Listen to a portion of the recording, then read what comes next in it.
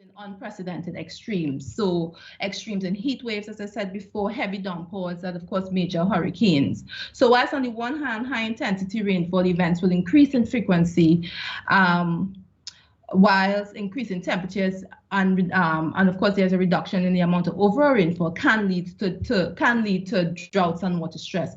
So it really is a double-edged sword when you think about it, right? So I'm sure many of you can recall the events of November 2014 that resulted in significant flooding of the Manson and the Mayara Road along the east coast of Trinidad. And I mean, the road was completely cut off.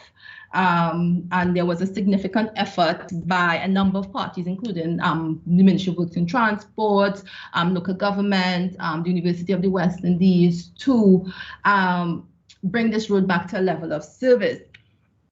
And this shows you an aerial view of the flooding that took place down from the River wetlands, across the road, undermined the road, and then out to sea.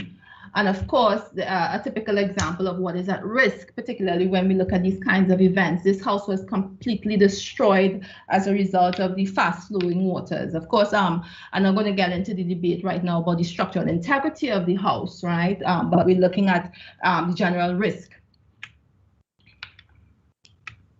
Right. So this is an aerial view of the house and how close it is to the coastline. So this particular structure, when we talk about climate change and the structures that are in close proximity to it, not only is at risk from precipitation events, but also from the coastal flooding, coastal freeze phenomena.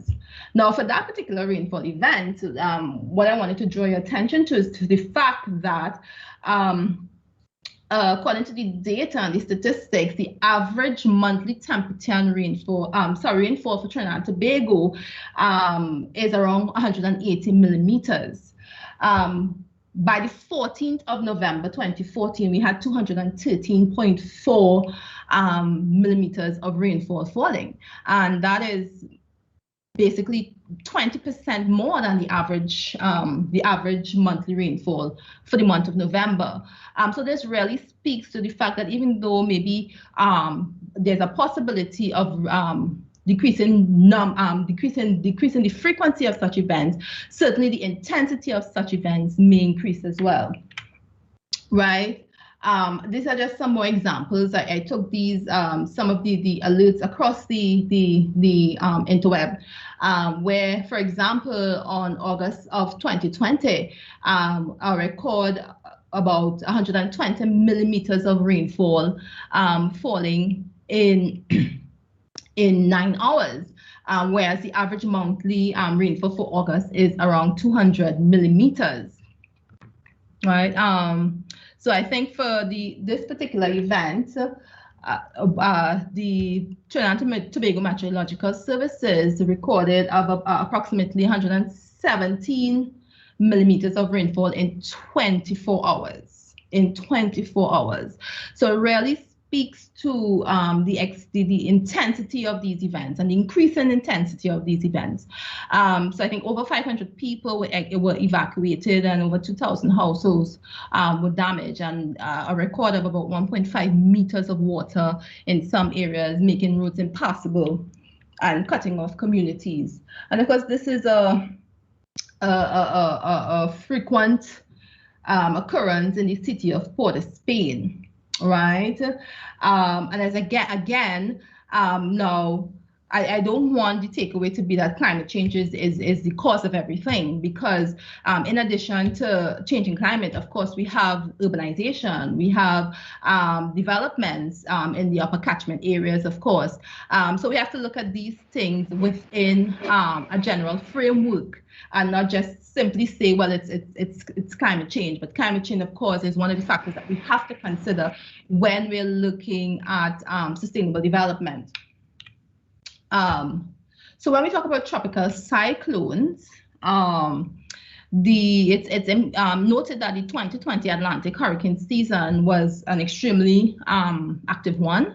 It was considered a well above normal activity for hurricane season, and I think about 30 named storms formed, with 13 of them becoming hurricanes and 6 becoming major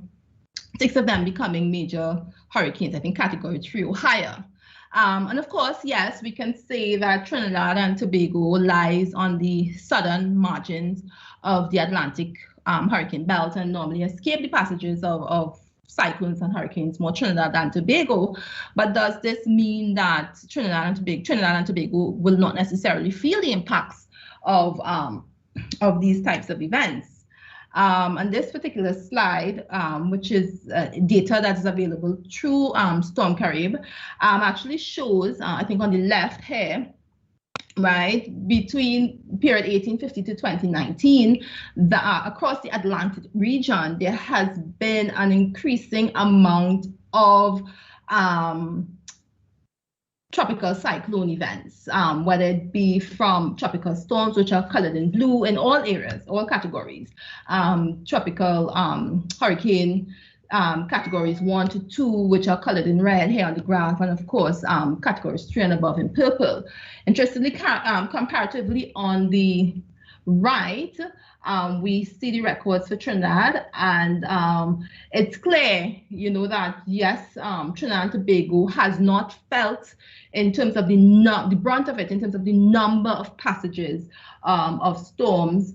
The highest, the most active period was between on record has been between 1990 and 1994, where there were 3 storms in that particular 5-year period. And of course, when we look at Tobago, the facts would show, and of course we all would know, or at least would experience or heard anecdotal account or have actual physical data, that Tobago would have experienced more storms or tropical cyclones than Trinidad. In particular, you'd notice that Tobago, particularly by virtue of where it lies with regards to the hurricane belt, has experienced as high as category 3 to 5 storms, right? But as I said, does that really mean that Trinidad is exempt from feeling the brunt of it? And the answer is obviously no. So this was the passage of Tropical Storm Karen, which passed close to Trinidad, but not over in September of 2019. And flooding throughout Trinidad and Tobago actually was widespread. Of course, you know, heavy rainfall and strong winds caused severe damage in Tobago and Trinidad. There was flooding to north, there was flooding to the central Trinidad. There were reports of landslides, fallen trees. There had to be evacuations in Bamboo number 3 in central Trinidad as flood levels rose to 4 feet and more. And of course, the ODPM had reported about, I think, 25 locations of roads being underwater. And in that particular event, well, we'll call it an event, yes, the St. Joseph River broke its bank in the vicinity of Grand Bazaar, causing flooding to the Rye Butler Highway, and it was submerged underwater. On the flip side to that, you have the issue of drought and wildfires. So, I mean, a drought, there are different categorizations of droughts, but a drought is generally defined as an extreme climatic condition that results from an extended period of decreased rainfall that is significantly less than the expected amount for a specific period of time. And in general, it is not enough to meet the demands of society, activities, as well as the environment. Now, according to the Meteorological Services Division, statistical downscaling of global climate models project a rise in temperature of between 1.5 to 2 degrees Celsius in the Caribbean, including Trinidad and Tobago by 2080s compared to the 1980 to 1999 period. And this amounts to a projection of about 2.9 Celsius per decade. And if these projections are realized, it's possible that an approximate 8% increase in the length of the dry season by 2015 and a consequential shorter wet season could result. Now, you would ask the question, well, isn't this good for flood management or drainage and irrigation, drainage management? And the answer is that when we have the burning of a hillside, right? A couple of things happen. I think one of the most significant things that happen is that the soil becomes what we call hydrophobic. And what that means is that at that period in time that the soil has been burned, it's difficult for water to infiltrate. If water does not infiltrate the soil, what happens? It runs off and runs off through the catchment. And of course, there can be consequential results as it pertains to flooding. So it doesn't necessarily mean that if there are droughts and wildfires that there are no floods as well. Right. So what is causing all of this? What is causing all of this? We hear about global warming, hear about climate change, and at the heart of it is the greenhouse gas effect. Now, I believe that a lot of us, most of us, will have come across greenhouse gas effect at some point in our lifetime. I think even at this point in time, my 8-year-old daughter is learning about it in school. Now, based on the comparison of atmospheric samples contained in ice cores and more recent direct measurements, there's an evidence that atmospheric carbon dioxide has increased since the Industrial Revolution. So over the past 171 years, human activities have raised atmospheric concentrations of carbon dioxide by 48%. And carbon dioxide is an important heat trapping or greenhouse gas, which of course is driven largely by economic and population growth. So let me just play this particular video, which kind of gives you an indication of what happens in terms of the greenhouse, the gases within the atmosphere and their ability to radiate, absorb heat, and of course radiate it across the globe, leading to what is known as global warming. Right, so as I said, the greenhouse gas effect is a natural phenomena, a natural process that warms the Earth's surface. It's natural. It existed long before the Industrial Revolution. So when the sun's energy reaches the Earth's atmosphere, some of it is reflected back to space and the rest is absorbed and radiated by greenhouse gases. These include things, gases like water vapor, carbon dioxide, methane, nitrous oxide, ozone, and some artificial chemicals such as chlorofluorocarbons and even hydrochlorofluorocarbons, which both of which have either been banned or are to be phased out under the Montreal Protocol. Now, the absorbed energy warms the atmosphere and the surface of the Earth, and this process maintains the Earth temperature at around 33 degrees Celsius, warmer than it would otherwise be. Right, and that essentially allows life to exist on Earth. The problem that we now face is that human activities or anthropogenic activities are increasing the concentration of greenhouse gases in the atmosphere, and of course this is resulting in an enhanced greenhouse effect, which is what is contributing to that increased warming of Earth.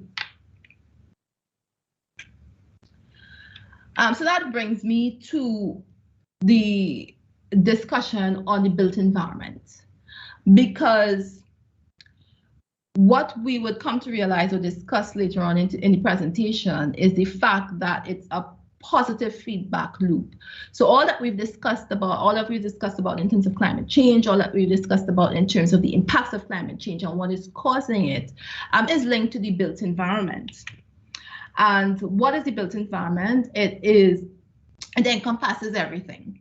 The buildings we live in, the distribution networks, so roads and bridges, water, electricity, our transportation systems, right, that get us from place to place, right, where we work, where we live, where we sleep, where we recreate. That is all encompassed in what we call or consider the built environment.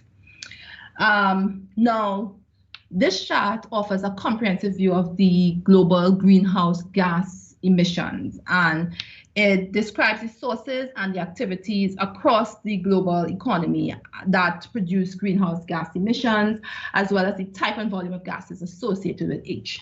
And you would realize, as it pertains to energy, right, particularly energy used for transportation, electricity and heating, cooling, buildings, manufacturing and construction, they collectively contribute 74.4% of greenhouse gas, of carbon dioxide, sorry. Of course, the rest of greenhouse gas effects, like methane, for example, is from the agricultural sector. That's about 17.3%, nitrous oxide from land use changes, and of course, waste generation, and of course the HFCs and CFCs we spoke about earlier, right? But you'd see that predominantly the most significant greenhouse gas in the atmosphere is carbon dioxide, and that is coming from anthropogenic activities within the built environments, as I said. So roads, rails, air, residential buildings, commercial buildings, as I said, manufacturing and construction, they all utilize energy that is then now contributing to carbon dioxide, right? Now, the global annual greenhouse gas emissions have grown 41% since 1990, and they are still climbing. As I would have intimated before, energy consumption is by far the biggest source of human-caused greenhouse gas emissions. And as I indicated, it's responsible for 73 to 74% worldwide. The energy sector includes, of course, transportation, electricity and heat, buildings, manufacturing and construction. And within the energy sector, the generation of heat and electricity is responsible for most of the emissions. So we're looking at 30%. Then followed by transportation, we're looking at 15% of total emissions, and manufacturing and construction, we're looking at 12% of total emissions. And that is what is shown on these graphs here that gives you that particular breakdown, right? So it's a positive feedback loop when we think about it, right? So rooftops, road surfaces, our sidewalks, our building footprints, when we clear lands to develop or to build houses, when we pave, when we pave, for example, large areas of land, when we heat, when we use electricity, when we use the AC, right? When we use water, because at the end of the day as well, energy is expended in treating water that comes to our homes, whether it be for commercial water use or residential water use, industrial water use, processed water use. Energy is used to produce that water. And of course, construction, right? So think about it as a positive feedback loop. So climate change results in melting snows. You, as the snow melts, you have more ground surface being exposed. We have paving within our built environment. That is usually things like asphalt or dark surfaces with high heat transmissivity. We have our roofs that are made of high solar reflective material, and that generally adds to the increase in general temperature within the built environment, leads to more cooling, leads to more higher transmission. So it reinforces again climate change. What does climate change produce? It produces impacts and effects such as sea level rise, increased storm events, etc.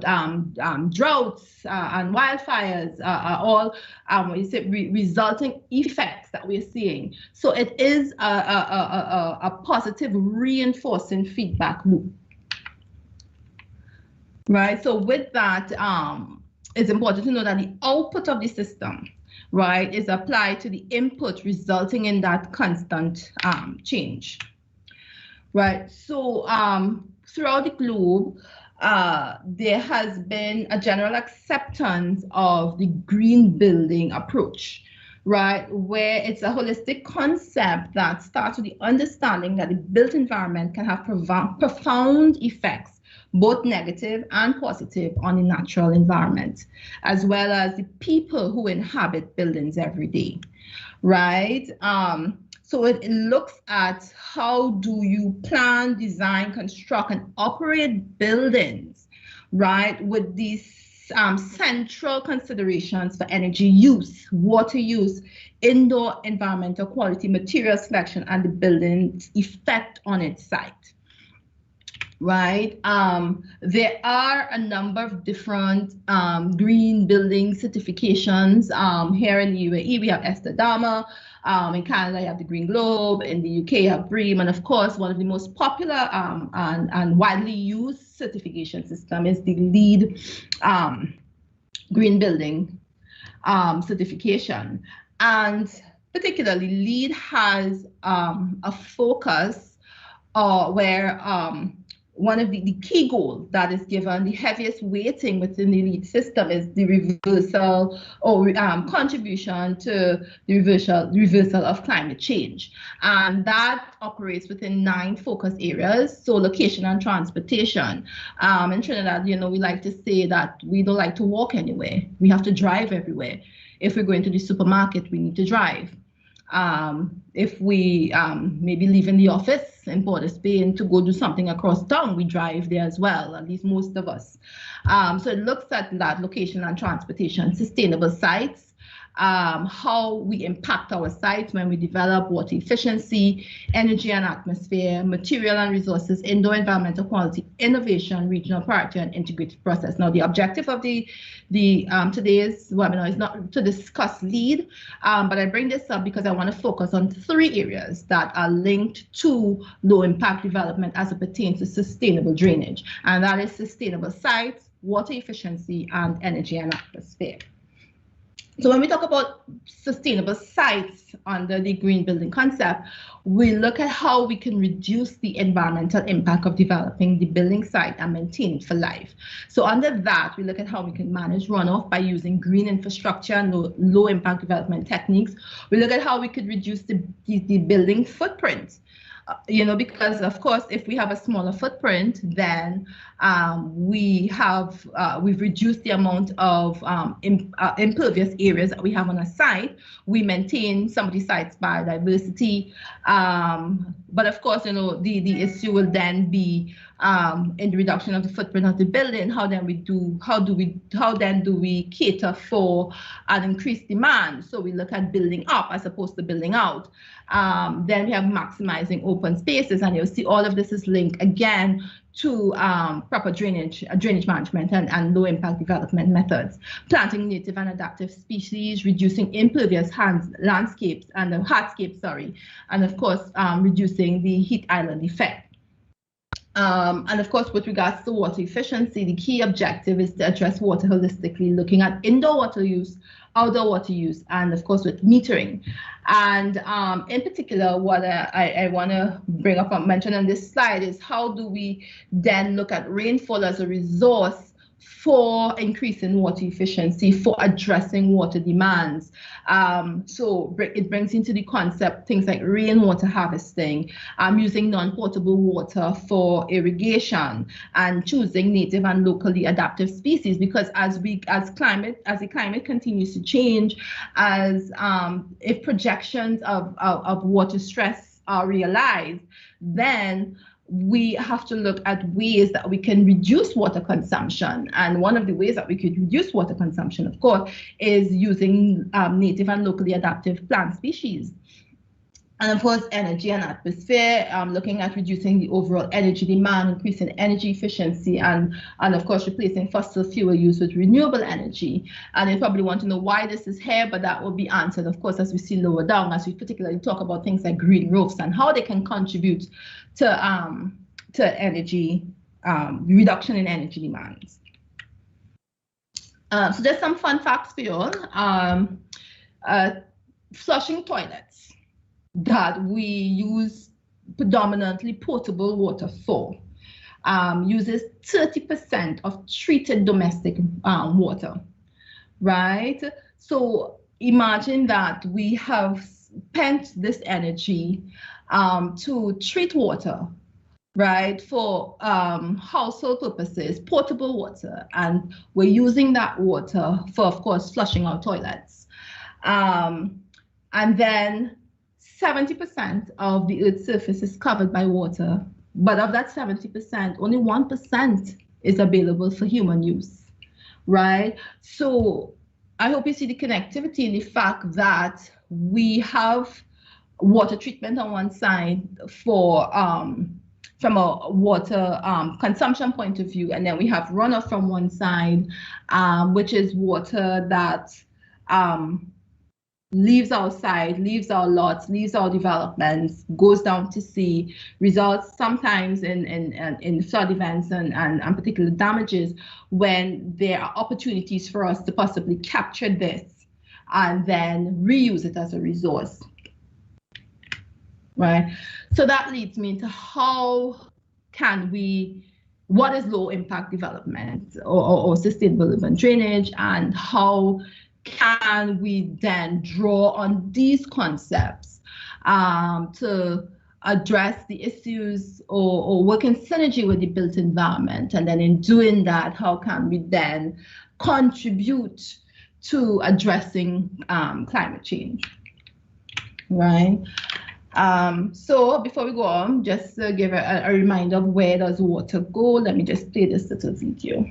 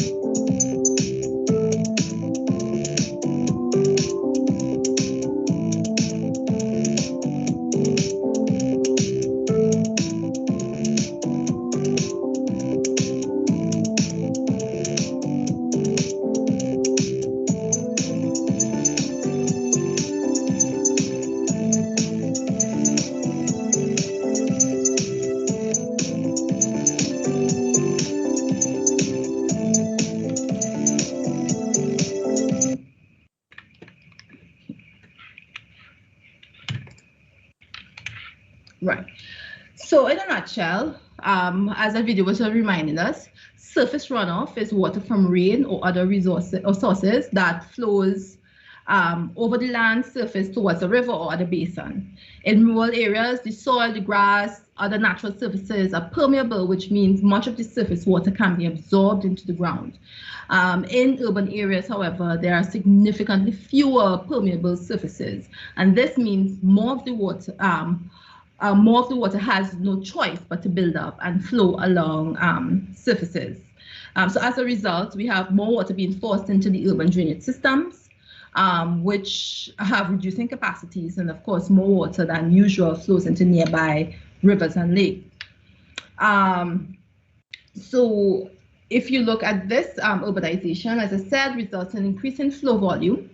Increasing the peak flow is also important to understand that as well, because when we have a natural catchment, what you tend to happen is that the runoff is flattened, the curve is flattened, and the runoff takes a longer time to migrate from the up in the catchment to the lowest point of the catchment.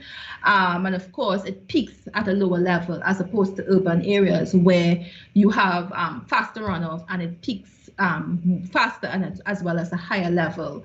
That increase in flow volume, that peak flow, results in sometimes alteration of stream beds because of erosion, high velocity flows, of course, increased erosion and sedimentation, widening of stream channels. You hear about houses that are now being impacted by widening channels, for example, and degrading water quality.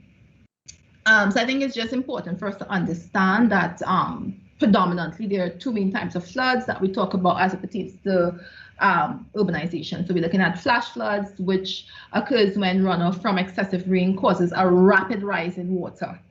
Right, the height of water of a stream or normally dry channel. And of course, we have riverine flooding, which is generally more common for larger rivers in areas with wetter climates, where you have excessive rainfall for longer lasting periods of time and slower rates at which the water level rises. And typically you would find that there you could identify when there is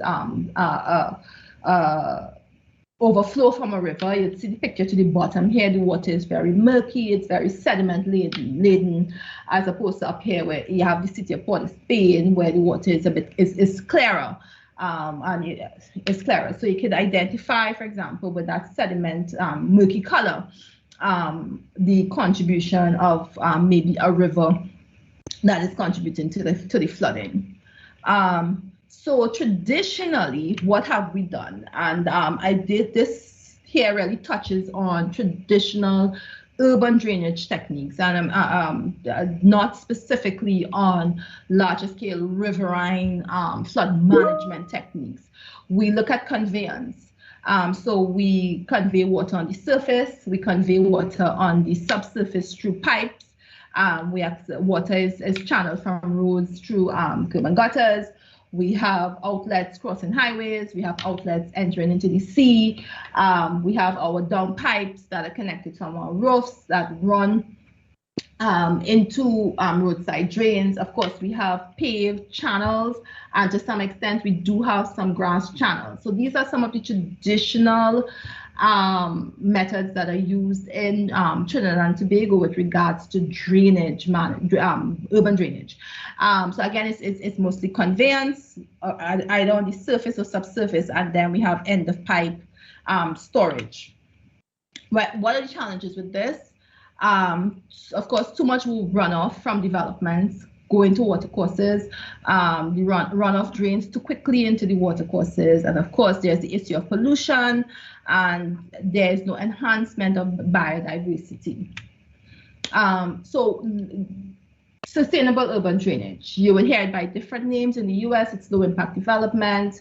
In the UK, it's sustainable urban drainage systems. In Australia, we have it's known as water sensitive urban drainage design. In Canada, it's low impact development as well. And in the UAE here, it's sustainable urban drainage systems. And it really looks at mimicking the natural drainage.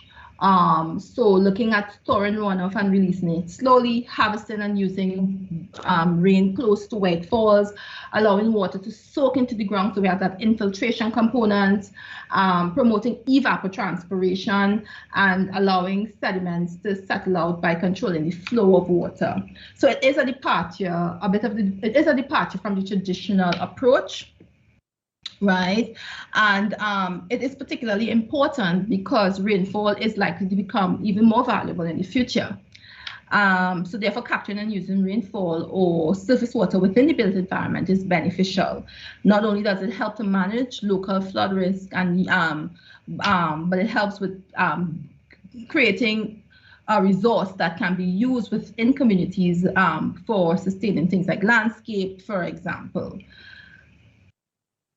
I'm sorry, right? So as I said, with regards to the conventional approach, surface water is the main objective is to convey surface water as quickly as possible, primarily to manage risks from flooding and poor sanitation. So there is a separation between the understanding of looking at water quantity control, water quality, and of course increasing amenity and biodiversity. As it pertains to the sustainable urban drainage, it looks at replicating as closely as possible the natural drainage from a site and creating opportunities within it for increasing water quality and, of course, amenity and biodiversity. So some of the available Suds components include things like green roofs, green walls, rainwater harvesting, and of course, permeable paving. So when we think about roofs, walls, roadways, our yards, particularly our concreted driveways, they have high runoff potential. And I probably am challenging you during the next rainfall event to go outside and look at what happens to water that's coming down your downpipe and going into your road, into your roadside drains. How much actually comes off your downpipe? So permeable pavements, for example, is an alternative to traditional impervious pavements and can be used for low-speed traffic services, such as parking lots, driveways, access road, walkways, and plazas. This particular picture here is actually the picture of the street that I live on, and that is entirely made of permeable pavements, permeable pavers, right? They allow filtration, storage, or infiltration of runoff, and that can reduce stormwater flows. Green roofs, of course, comprise a multi-layered system that covers the roof of a building with vegetation or landscaping. And they are designed to intercept and retain precipitation, reducing the volume of runoff and attenuating peak flows. So with green roofs, there are structural and, of course, waterproofing requirements that must be considered. And, of course, that is done during the design stage. Green walls, which is this upper picture here, are living walls of vertical gardens, and they intercept rainfall as well. But more than intercepting rainfall, they also are visually appealing. They help with air purification and improve building acoustics as well. And of course, you'd ask, okay, where do we get water to irrigate, for example, our green roofs or our green walls? And that's where rainwater harvesting comes into play. It's the process of intercepting, diverting, and storing rainfall for future use. So the rain from our surfaces, such as our rooftops, is collected and conveyed in above ground or below ground storage tank. And this can be used to be and pumped into buildings for non-potable water uses, such as flushing toilets or even for irrigation. So this picture here shows a rain barrel system. And interestingly, throughout the Caribbean, there are notable rainwater harvesting policies and techniques.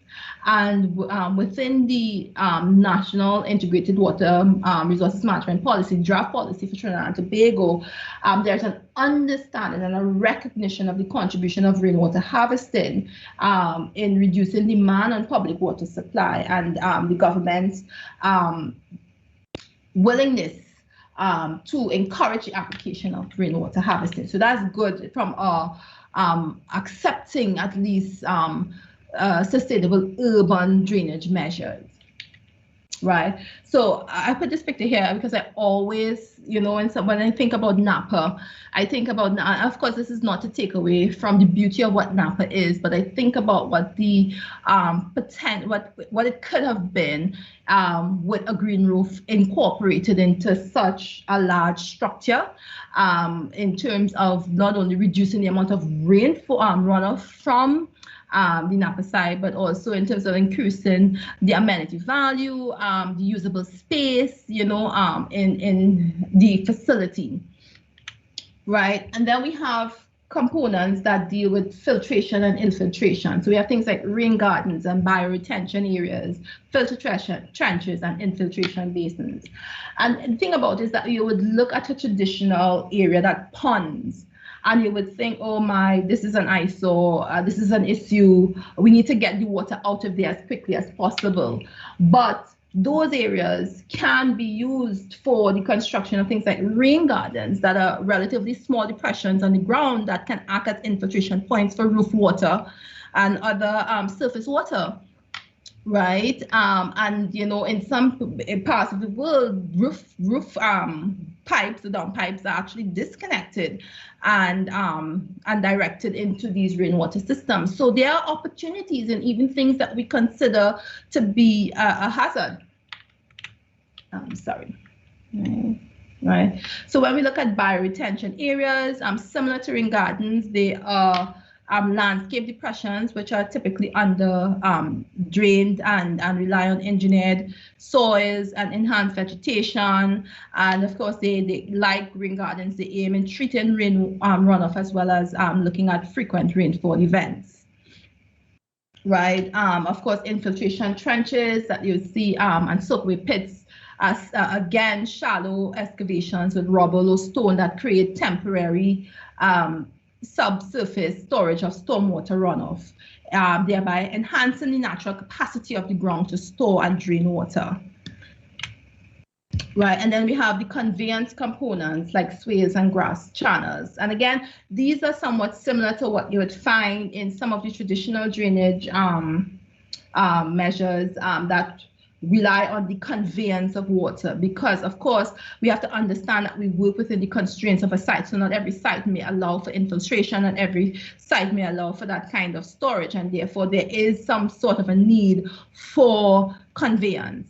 However, when we look at conveyance, Of course, under the green, the low impact development of sustainable urban drainage concept, the preference is for the use of grass swales and dry swales over concrete or lined channels, as they can significantly reduce the velocity at which water flows. And of course, on the flip side of that, there is a requirement for land space for incorporating these structures or these components.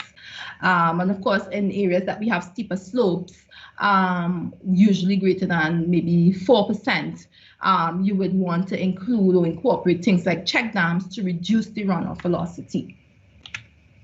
And then, of course, we have the retention and detention systems like detention basins that are surface storage basins, so facilities that provide flow attenuation of stormwater events.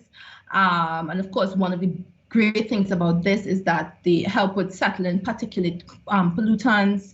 They're normally dry, as opposed to retention ponds that are normally have a permanent wet area. And of course, like with retention ponds, of course, there's the added benefit of wildlife, developing the local wildlife and biodiversity.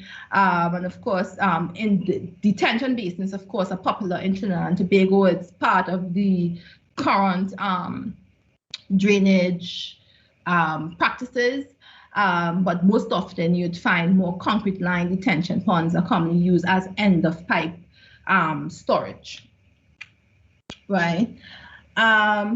So Suds components can be implemented at the community scale, the neighborhood scale, or at a lot scale, right? So when we talk about a lot scale, we're talking about grading the roof. We're talking about disconnecting your downpipes and putting them into rain barrels, or even the incorporation of things like rain gardens.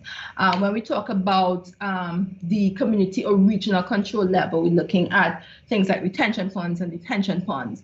And it's important to recognize that it's not about a standalone component. Suds is not about being standalone, right?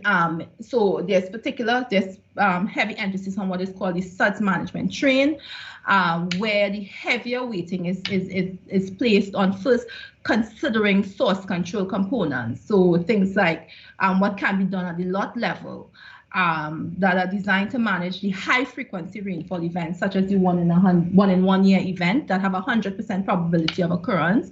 After that, then you move down the train where we consider the source control or the site control types of components that we spoke about that are designed to handle the larger rainfall events, such as the 1 in 25 or the 1 in 30 rainfall event, and then the end of train or regional control structures, such as detention ponds and retention basins that incorporate high exceedance events, such as the 1 in 100 year events. And just to show you that these components, such as rain barrels, do contribute significantly to reduction in volumes. So on average, you'd find that you have a reduction in volume as a result of reusing rain barrels of 40%, and pollutant removals by that the pollutant removal capacity is medium. Green roofs have a reduction in volume of 45 to 50%, right, with a very high pollutant removal, right? When we talk about things like dry swales and bioretention, we have as much as 80% reduction in volume when we incorporate these kinds of sustainable urban drainage components, right? Now you may be saying, a lot of Trinidad already built up. You're talking about something that is very idealistic. And yes, ideally, you would want to incorporate Suds or low impact development approaches in the planning and design phases of any particular development. But there are opportunities for retrofitting. This particular case study is in London, and it looked at the Bridget Joyce Square, and they retrofitted the entire square using things like permeable pavers, planted basin, rain gardens, downpipes were connected to create, to embrace that sustainable urban drainage approach. So there are opportunities for retrofitting existing development using the Suds approach as well, right? And of course, Like all drainage systems, Suds components should be inspected and maintained to ensure efficient operation and prevent failures. Usually, Suds components are on or near the surface so that most can be managed using landscape maintenance techniques. So for below ground suds such as permeable pavers, for example, then you follow manufacturer design maintenance advice. And of course, this should include routine and long-term actions that can be incorporated into a maintenance plan. Right? So there's a widespread number of benefits of looking at floods, from flood rate management to water quality management, biodiversity and ecology, looking at amenity improvement, air quality improvement, building temperature. How do we do that? When we have a green roof, we have removed, for example, solar reflective materials.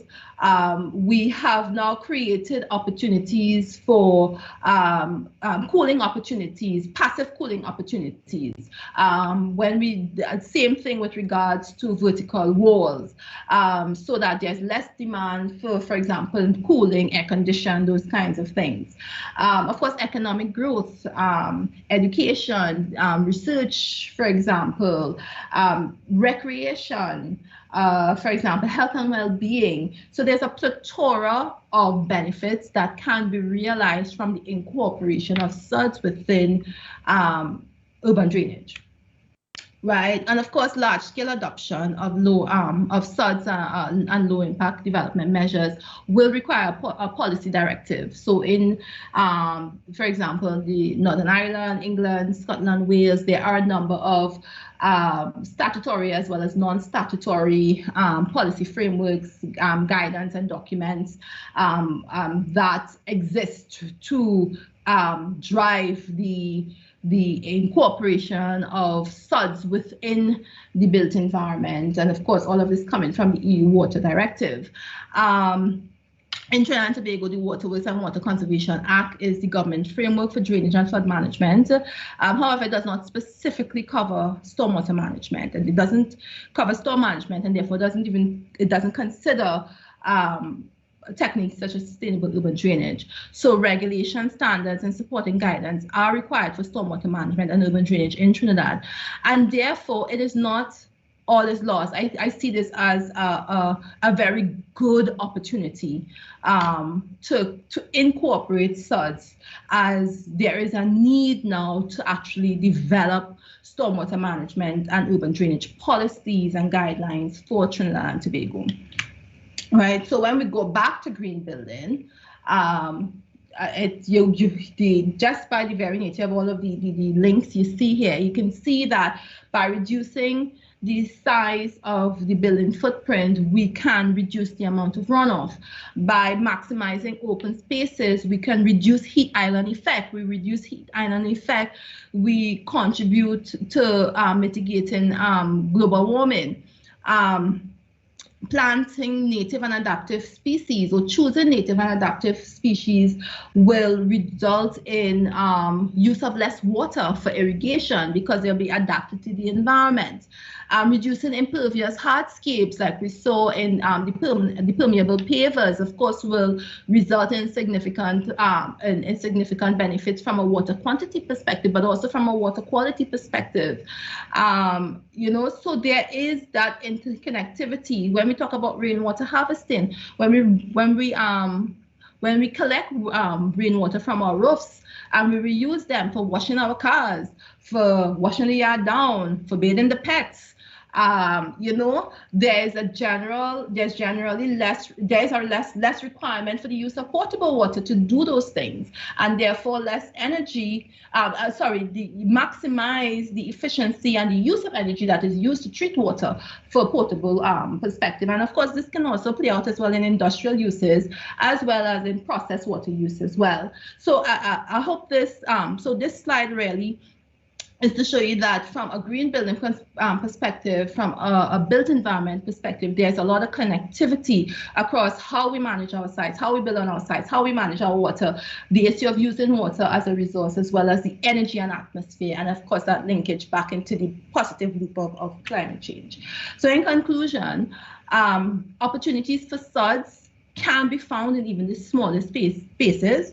So pervious pavers, rills and channels, curb and slippers, planted channels, bioretention systems. We need to look up, we need to look down, look at green roofs, look at the walls, and we can make it fun and educational, right? So yeah, thank you.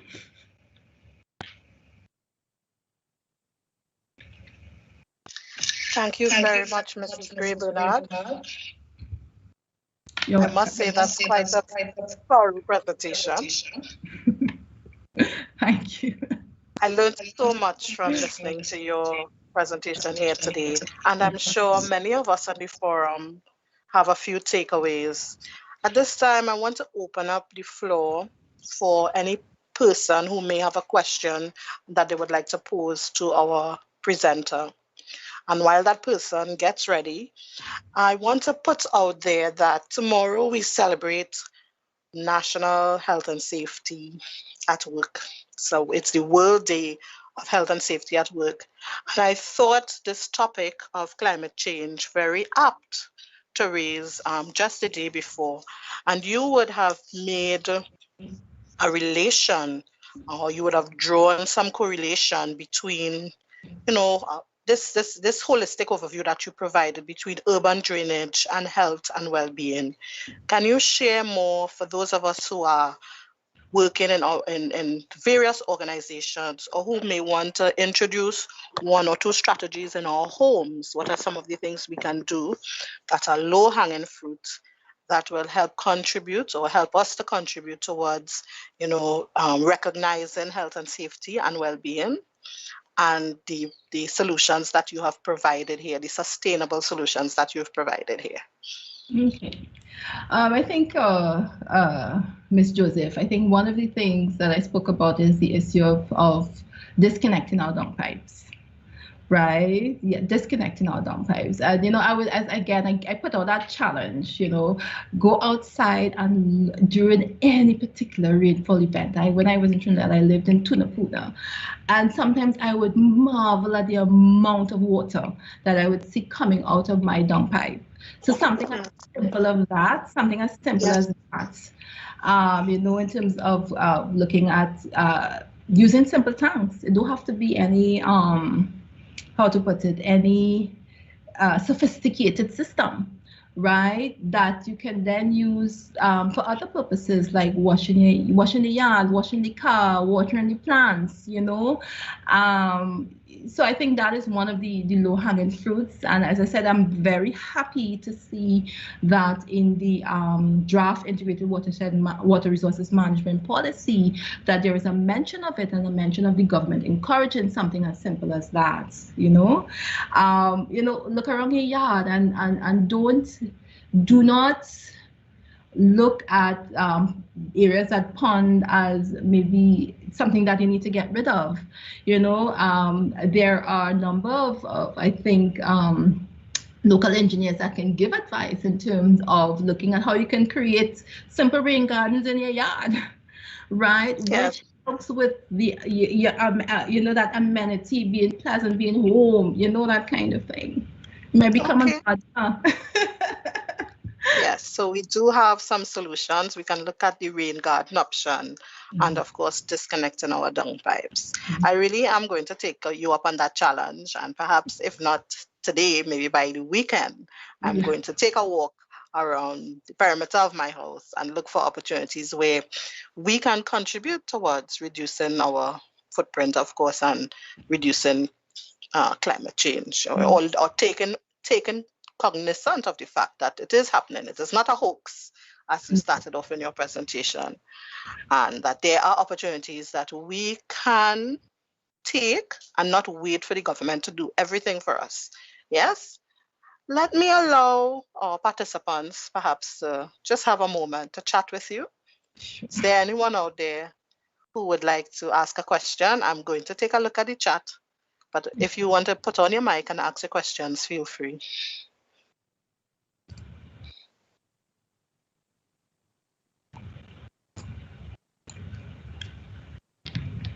So no questions yet in the chat.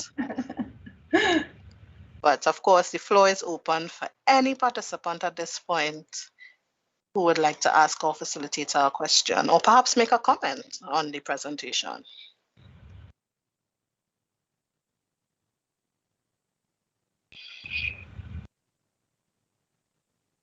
Guess you all are shy today. You all are shy today. All right. Well, we won't keep you much longer. Candice, I don't know if you have any closing remarks before I make my final remark. Well, certainly, you know, it's a pleasure to share something that I'm very passionate about.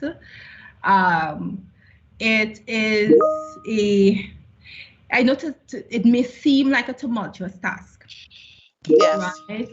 It may seem like a tumultuous task, but as you said, low-hanging fruit, step by step. There are things that can be done at the lot level, and as we see, you know, those can realize significant benefits. And you know, as we continue in our everyday activity, you know, remember that the built environment is everything that we have made it. You know, so sometimes we could choose to walk instead of drive. You know, it also bodes well for health and well-being, you know. And remember generally that we live in a connected globe, a connected universe, a connected system. And everything that we do influences everything around us, whether it be the environment or others. So it was really just a pleasure to share something that I'm really passionate about. And I hope that during my lifetime, I can see that being embraced within the culture of Trinidad and Tobago, really embraced within the culture of Trinidad and Tobago. And as I said, it is going to take some political will. I don't live in a bubble. I know that it's going to take some will, you know, across the board. That's right. There's so much that we can do as individuals as well. Yes, you're quite right. It is a tumultuous task, or it may appear that way. And so we cannot give up. In fact, a few of the comments left thus far, and this is to encourage you, is to let you know that our president of the National Energy Skills Center, Mr. Kundas, is on the forum. Oh, wow. So we welcome him here and we welcome his support. And he wants you to know that this was an excellent presentation. Oh, thank you. All right. We also have Marlene making a comment, and she said, thanks for all the insight. Very interesting topic. Shana, and I believe Shana is a representative from TOSL in Trinidad and Tobago, and she is saying that the passion shows in the content and your delivery. It's very thorough and well researched. Oh, thank you. So Candice, we really have some great comments coming out of it. I also want to acknowledge a colleague from the Ministry of Education in Belize. Oh, wow. So we do have Miss Reyes here, and we expected a few more persons to turn up today. I'm sure that they will take it in on our social media platforms. Some persons came in late. I also have a colleague from Canada who just sent me a message saying that he's trying to get in, and he may miss it because we're almost at the end. Right. But the interest and the information that you've shared today, Mrs. Grat-Bernard, will be on our Facebook pages, on the National Energy Skills Center Facebook page, and on the School of Continuing Education of the National Energy Skills Center Facebook page. More comments coming in. We have Mrs. Delana Gray Lewis, who's saying, I'm so proud of my sis, even though I missed a lot of the presentation. Thank you. Again, yes. Again, our president, Kundas, he's saying, think we can all do our little part to help the whole, and that's important. Yes. And one of the things I want all the participants to take away today is the fact that, you know, these topics may seem as though it's someone else's responsibility, but there is something that you can do as an individual to contribute towards the solutions. Yeah, so we're all part of the problem, and there are parts that we have no control over, but the parts that we do, such as, you know, having a rain garden for rainwater garden, you said? Yes. Yes. Yeah. learning more about lead and the systems Yes, and the definitely. areas about under lead. And Candice is a lead engineer, one of the very few in Trinidad and Tobago. Oh, no, So no. we know So I'm a lead green associate. lead green Green associate. associate. Yeah, lead green associate. Yes. All right, great. So Mrs. Reyes from Belize is saying, thanks for sharing your passion, Candice. I love the ideas you shared. Oh, thank you. All right, so ladies and gentlemen, this brings us to the end of this very thorough, holistic overview that was provided today. And so I want to thank all of you and especially thank our facilitator who is in a whole different time frame. It is approximately 1:30 p.m. here. What time is it by you, Mrs. Bernard? Approximately 9:30 p.m. 9:30 p.m. So amidst the challenges and amidst the time difference, she took this time to partner with the School of Continuing Education, and we are very much appreciative, Mrs. Bernard. I thank you all, and I ask you to please visit YouTube as well, and you will find this presentation there. So again, on behalf of the management and staff of the NESC, and from all the members of the School of Continuing Education of the NESC, have a wonderful afternoon. Thank you. You too, and to all your viewers. Thank you very much. Take care, everyone, and bye. Bye.